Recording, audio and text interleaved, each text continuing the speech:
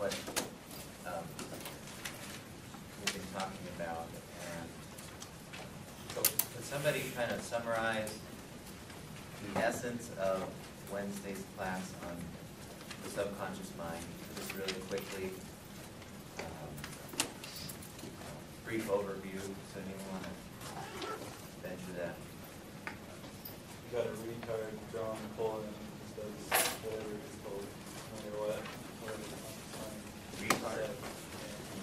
Okay, I put another word for that, but the idea is that it does whatever it's told, and maybe in the retard, a synonym for that might be a robot. Yeah, it has no conscious will of its own. It just does whatever it's told. And what did we decide about the subconscious mind? What did we decide that, to what extent does it drive the show?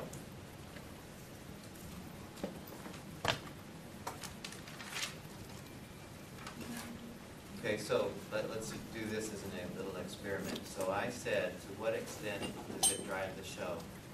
And each of you probably thought of something, but you also had a thought. You might have had a thought, oh, I don't know if I can raise my hand because somebody might think stuff.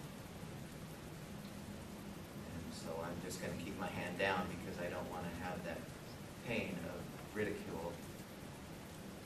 That happen for anyone? You're not going to commit it, right? Well, what drove that thought? Somebody's going to hurt me if I raise my hand and say something that isn't quite right. Well, in what we're dealing with here, we're looking at, it's probably some programming that we've had that's stuck in our subconscious mind that is driving that particular tape that says raising my hand might end up. And so we decided that it runs about what percent of the show? Almost all of it.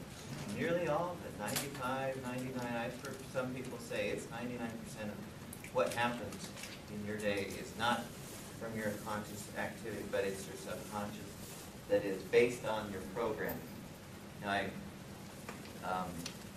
and so the programming is, at some point, the message goes to the subconscious mind that says, put more, when this is the situation, put coal in the fire. And that programming leads to beliefs. Whenever I'm in that situation, then I should probably be putting coal in the fire.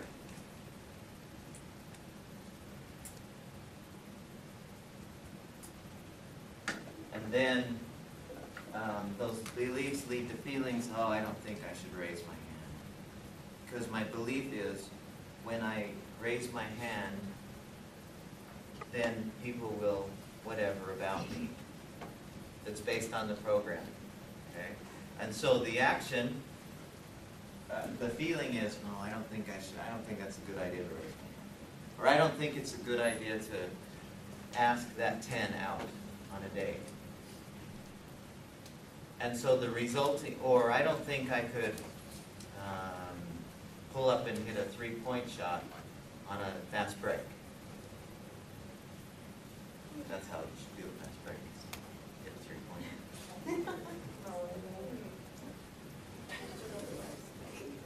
Because you have beliefs that are based on programming.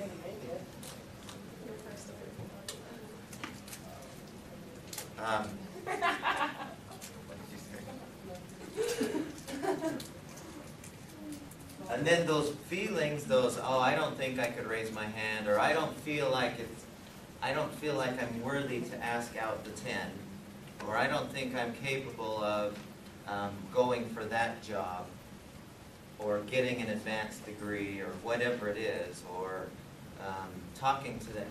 And so we get actions that don't go in that direction. And the results are we don't get what we want.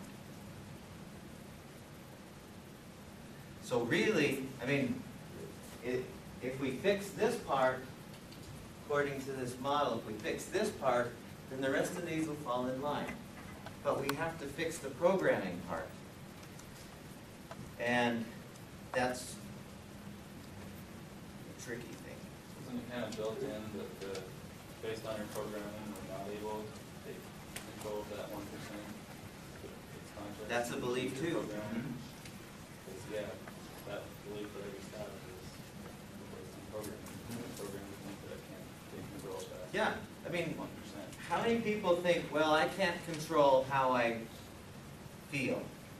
You know, here's a belief, you make me feel angry. Okay, that's a belief, an attitude. What is that based on? We go back. What's the programming that follows, or that precedes, you make me feel, or you make me feel angry? What is the programming behind that? Come on, think with me. Don't leave. Stay here. That you have no control over your own. Yeah, the program says, I can't control how I feel. And as soon as you have that program running, then you're suddenly at the effect of everyone else's influence. Not to mention your own. You're 99%. But you're programmed to think that way. Say that again. Well, your program is kind of being done, but programmed to think that you can't think that way. And so you think what those other people think. Yes. Because of what you programmed. You think of advertising on television. Rarely do you learn anything new on advertising. But they are trying to program into your heads, this is the essence of advertising. If you get this car, then you will feel this way. If you have this car, these are the feelings you'll have. And they want you to believe that. Oh, if I have that BMW, then I will feel super powerful. And if that's your belief, then you will tend to find yourself doing things that will move you in the direction of your getting that BMW, hoping that it will, you'll end up with the feelings of superpowerness, because people who drive Beamers are super powerful. Believe. Program. And then you end up with the Beamer. Now, whether you end up with those same feelings, that's a different deal. But those attitudes, or the programming, is what drives you to those results. Okay, does that make sense? And I've said this like 17 times. And hopefully that we understand this.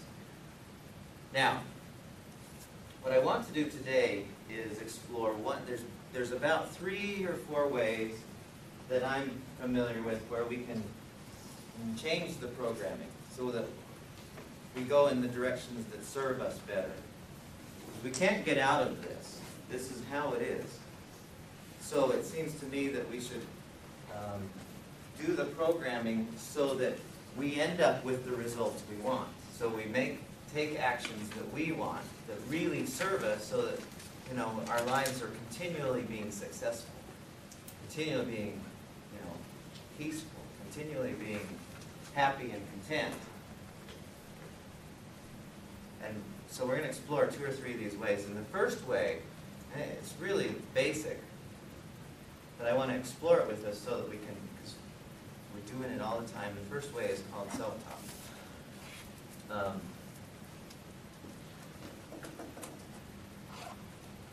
And I'm drawing very heavily on a book his name is Shad Helmstedler, called What to Say When You Talk to Yourself, which is a very, very good book. I highly recommend it, What to Say When You Talk to Yourself. And this applies in every situation in which we find ourselves, because we are always talking to ourselves. We are always having a little conversation with ourselves. Based on whatever's in our environment, we're going, well, what do I think of this? we don't often